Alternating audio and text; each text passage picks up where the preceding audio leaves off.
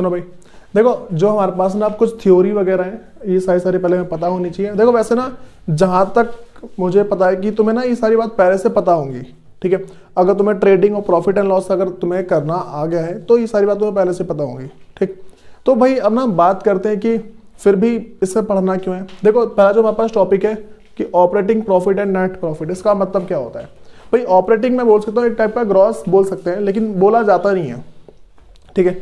अब देखो मैं तुम्हें बताता हूँ क्या क्या चीज़ है। जैसे मेरे पास ना ऑपरेटिंग प्रॉफिट है, ऑपरेटिंग प्रॉफिट क्या लिखा है मैंने कि operating profit is the profit earn through normal operating activities of the business, ठीक है भाई। एक कोई सा बिजनेस है उसकी नॉर्मल ऑपरेटिंग एक्टिविटीज क्या होती है, कोई सा जो बिजनेस है उसकी नॉर्मल अगर मैं ऑपरेटिंग एक्टिविटीज की बात कर दूं क्या हो सकती है, सेल परचेस, यही तो होता है। तो भाई वही बात करते हैं कि देखो पहले ऑपरेटिंग प्रॉफिट ना निकाला कैसे जाता है। जो ग्रॉस प्रॉफिट होता है ना उसमें से सारे के सारे ऑपरेटिंग एक्सपेंस माइनस कर दो, ठीक है।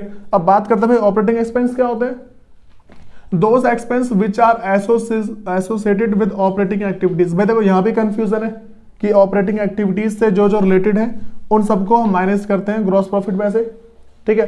लेकिन दूसरी डेफिनेशन ये है कि those expenses without incurring these expenses an enterprises can not carry out its operating activity, ठीक है भाई। देखो वो सारे के सारे खर्चे जिसके मतलब कि जिसके बिना एक कोई सी जो एंटरप्राइज है वो अपनी ऑपरेटिंग एक्टिविटी नहीं चला सकती है। मैं तुम्हें इसके एग्जांपल देना चाहूँ तो भाई देखो सिंपल सी बात ध्यान रखो, ऑपरेटिंग एक्टिविटी है क्या होती है, sale and purchase of goods. एक किसी भी एंटरप्राइज के अंदर जो भी हम गुड्स या सर्विसेज सेल करते हैं, ठीक है, तो या फिर परचेज कर रहे हैं, ये जितनी भी एक्टिविटीज हैं उसे क्या बोलेंगे, ऑपरेटिंग एक्टिविटीज बोलते हैं। तो भाई यहाँ पे मेरे पास है, अब इसके जैसे मान लो मैं तुम्हें एग्जांपल ऑफ ऑपरेटिंग एक्टिविटी बता दूं क्या क्या है। मेरे पास क्या है कि वो जो एक्सपेंसेस है, एग्जांपल ऑफ ऑपरेटिंग एक्सपेंस क्या हो सकते हैं, salaries, electricity, selling and distribution expenses, मतलब बेचने वगैरह पे जो खर्चे आते हैं वो, उसके बाद रेंट हो गया, रिपेयर्स हो गया, डेप्रिसिएशन एंड बैड डेब्ट एटसेट्रा। भाई देखो ये वही सारे के सारे खर्चे हैं या फिर खर्चे मान लो, लॉस मान लो, ये वो सारे के सारे एक्सपेंसेस या लॉसेस हैं जिसके बिना कंपनी नहीं चल सकती, जो एंटरप्राइज है वो चल नहीं सकती। कॉमन सेंस लगाओ भाई। सबसे पहला, बिना सैलरी के चलेगी, नहीं चलने वाली। बिना इलेक्ट्रिसिटी, इसके भी नहीं चलेगी। बिना सेल वगैरह किए ये भी चलने नहीं वाली, क्योंकि देखो सेलिंग एंड डिस्ट्रीब्यूशन एक्सपेंस कब इनकर्ड होते हैं, जब हम सामान बेच रहे होते हैं तो उस पर खर्चा आता है। अगला रेंट, बिना रेंट के चलेगा नहीं, और बिना रिपेयर के भी नहीं चलेगा, और भाई डेप्रिसिएशन के बिना तो चल ही नहीं सकता, ठीक। और लास्ट में बस बैड डेब्ट। भाई बैड डेब्ट क्यों, देखो अब जैसे मान लो तुम ऐसा सोचोगे कि मैं ऐसी मतलब कि ऐसा सामान बेचूंगा मेरा बैड डेब्ट ना हो, ठीक है, तो भाई ऐसा तो फिर पॉसिबल है नहीं। जैसे मैं भी पढ़ा रहा हूँ ना तो मेरा भी क्या बैड डेब्ट होता है, ऐसा कुछ नहीं कि बैड डेब्ट नहीं होता। तो भाई कोई भी दुकानदार है उसके बैड डेब्ट हो जाते हैं, किसी ने बहुत सारा राशन भरवा लिया और गाँव चला गया राशन भरवा के, अब आए नहीं रहा गाँव से, ठीक है। तो अब ये तो चीज़ें होती हैं, बैड डेब्ट वगैरह ही तो होते हैं। अब भाई हमारे पास ना जो नेक्स्ट है नेट प्रॉफिट की बात करते हैं। देखो मैंने पहले ऑपरेटिंग प्रॉफिट के बारे में बता दिया कि ऑपरेटिंग प्रॉफिट होता क्या है। एक ना भाई इसका मैं तुम्हें क्वेश्चन बता दूंगा, उससे करोगे ना आराम समझ जाओगे। तो भाई देखो नेट प्रॉफिट, अब नेट प्रॉफिट की बात करते हैं। Net profit are the profit earn through operating and non operating activity, ठीक है। देखो जो मेरे पास भाई ऑपरेटिंग प्रॉफिट था, ये तो सिर्फ ऑपरेटिंग जो एक्टिविटीज है उसके थ्रू अर्न की जाती है। लेकिन जो नेट प्रॉफिट है ना, नेट प्रॉफिट में से ऑपरेटिंग और जो नॉन ऑपरेटिंग एक्टिविटी है इन दोनों को माइनस किया जाता है, ठीक है। अब समझो कैसे। पहले बात करते हैं कि जो नॉन ऑपरेटिंग एक्टिविटी है वो क्या होती है। भाई देखो वो सारी की सारी एक्टिविटी जिसके बिना कंपनी चल सकती है। कुछ एग्जांपल बोलूं, लॉस बाय फायर, बिना से कंपनी चलेगी नहीं क्या, चल जाएगी ना। अच्छा पता है इंटरेस्ट ऑन लोन, भाई बिना लोन के भी कंपनी चल सकती है।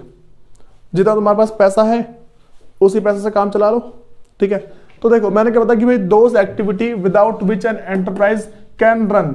भाई इसमें क्या है कि जिसके बिना जो एंटरप्राइज है वो आराम से रन कर सकती है, जिसके बिना जो एंटरप्राइज है वो आराम से चल सकती है, उसे हम क्या बोलते हैं, नॉन ऑपरेटिंग एक्टिविटी। इसका कुछ एग्जांपल देख लो। Example of non operating activity, charity, बिना चैरिटी कंपनी चलेगी, चलेगी, चल जाएगी आराम से। दूसरा डोनेशन, लॉस ऑफ असेट्स, मतलब कि loss on sale of fixed assets. भाई सुनो, अब हमारे पास क्या होता है, हम देखो वैसे लीगली ना ये माना जाता है कि अगर तुम्हारी कोई मशीन खराब हो गई ना, वो जितना की बिक जाए, ये तो होता है। अब इससे मान लो तुम ना एक 36 इंच की एलईडी खरीदो, ठीक है, अब अगर वो थोड़ी सी टूट गई ना, खराब हो गई, वो पता कितने की बिकती है, 100-150 रुपए की, तो कितना तगड़ा लॉस होता है इस टाइम। तो भाई अब ये क्या है, हम उसको लॉस मानते हुए चल ठीक है, जो पैसे मिल गए अच्छी बात है, वरना तो कुछ दुख नहीं मनाते। तो भाई मेरे पास वही कह रहा है कि loss on sale of fix assets है, अगर हमने किसी भी फिक्स एसेट्स को बेचा, उस पर अगर थोड़ा बहुत लॉस होता है ना, तो ये भी ना एक तरीके से मान लो माना नहीं जाता है, ठीक है। अब सुनो अगले जो हमारे पास जो नेक्स्ट है, लॉस बाई फायर या फिर etcetera, loss by fire, theft, ठीक है, जो लॉस बाई फायर है, थेफ्ट है, ये सारी चीजें, ठीक। अब देखो अगला मेरे पास क्या है कि बता रहा हूं होता क्या है, मेरे पास है all operating and non operating activities are recorded in profit and loss account. मैं सिंपल सी बात बता दूं, अगर कोई से भी मेरे पास ऑपरेटिंग और जो नॉन ऑपरेटिंग एक्सपेंसेस हैं उसे कहाँ रिकॉर्ड करते हैं, प्रॉफिट एंड लॉस के डेबिट साइड में रिकॉर्ड करते हैं। जैसे मान लो मैं तुमसे बोल दूं सैलरी, कहाँ रिकॉर्ड करोगे, प्रॉफिट एंड लॉस के डेबिट साइड में। अब बोल दूं बैड डेब्ट, कहाँ रिकॉर्ड करोगे, प्रॉफिट एंड लॉस के डेबिट साइड में। तो ये सारे क्या है भाई, जितने भी हमारे पास ऑपरेटिंग और जो नॉन ऑपरेटिंग जो भी एक्सपेंसेस होते हैं वो सारे के सारे प्रॉफिट एंड लॉस के डेबिट साइड में लिखे जाते हैं, ठीक।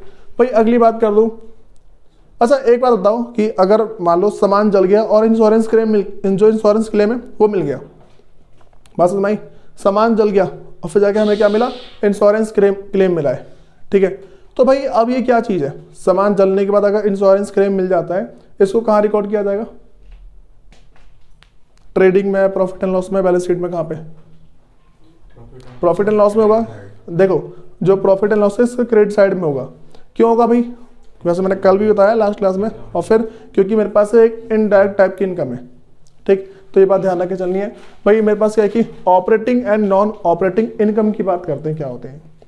सबसे पहला भाई ऑपरेटिंग, देखो तुम्हें ना ऑपरेटिंग से पता लग रहा होगा क्या है कि all those income which are connected to the operating activities are called operating income. मतलब कि वो सारी की सारी इनकम जो कि हमारे ऑपरेटिंग एक्टिविटीज से कनेक्टेड होते हैं। भाई क्या होते हैं, सेल परचेज से जो कनेक्टेड होगा ना, उससे जो इनकम आएगी उसे क्या बोलेंगे हम, ऑपरेटिंग इनकम बोलेंगे। जैसे मान लो those income which are earn through buying and selling of goods and services are called operating activities. Simple सा वही तो है कि all those income which are connected, या फिर बोल सकते हैं which are earn through buying and selling of any goods and services are called operating income, ठीक है।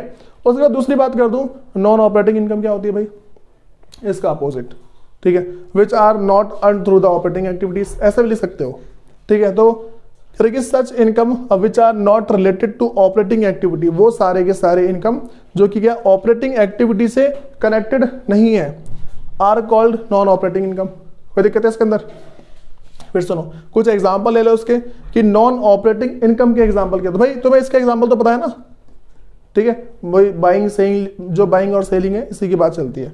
मैं अगली बात कर दूं, example of non operating income क्या होते हैं। जो नॉन ऑपरेटिंग इनकम है होते क्या है, इंटरेस्ट रिसीव ऑन इन्वेस्टमेंट। देखो भाई ये तो कोई परचेज सेल से कनेक्टेड नहीं है ना।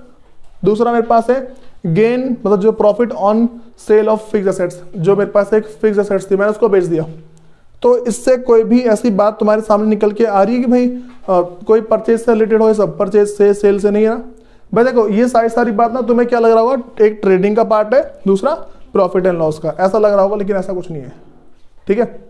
ये सारा प्रॉफिट एंड लॉस का ही पार्ट है, ठीक।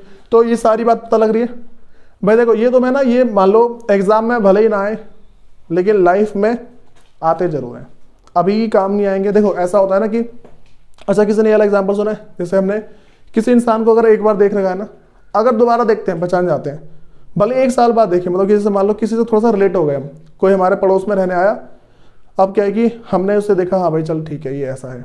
अब क्या होगा, कोई एक साल बाद 10 साल बाद मिलेगा ना, हम पहचान जाएंगे कि हाँ भाई ये वही बंदा है। तो ये क्या चीज़ें होती हैं, ये जो थ्योरी करा रहा हूँ ना, अभी काम नहीं आएगी, जब आगे जब पढ़ोगे ना वो तुम्हारे सामने निकल के आएगी, अच्छा अरे पढ़ रखी है यार ये तो, ऐसी चीज़ें होती हैं, ठीक। और दूसरी बात तुम्हारे पास रिकॉर्डिंग भी है, ठीक है, तो करो से नोट डाउन।